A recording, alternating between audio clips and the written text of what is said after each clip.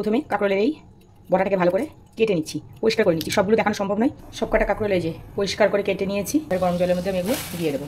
এভাবে সেদ্ধ করা কাঁকরোল থেকে সব বীজগুলো বের করে নিয়েছি। এবার এগুলোকে বেটে নেবো। সঙ্গে দিয়ে দেবো তিল নিয়েছি এখানে 2 চামচ, 1 চামচ সর্ষে আর একটা কাঁচা লঙ্কা। এবার এগুলো সব একসঙ্গে বেটে নেবো। যেহেতু লবণ দিয়েছি আর একটু লবণ দিয়ে সেদ্ধ করেছি, তাই আর লবণ দেবো না। এটাকে ভালো করে মেখে নেবো। যে সেদ্ধ করা কাঁকরোলটা তার মধ্যে এভাবে পুরটা ভরে দিচ্ছি। এবার এখানে 1 চামচ মতো সর্ষের তেল দিয়ে আমি ভেজে নিচ্ছি। যেই পাশটা পুরো ভরেছি সেই পাশটা এভাবে দিয়ে দেবো। কড়াইটা গরম হয়ে গেল। এবার আমি এখানে আবার 1 চামচ তেল দিয়েছি। লঙ্কা নিয়েছি, শুকনো লঙ্কা চিড়ে দিয়ে দিয়েছি।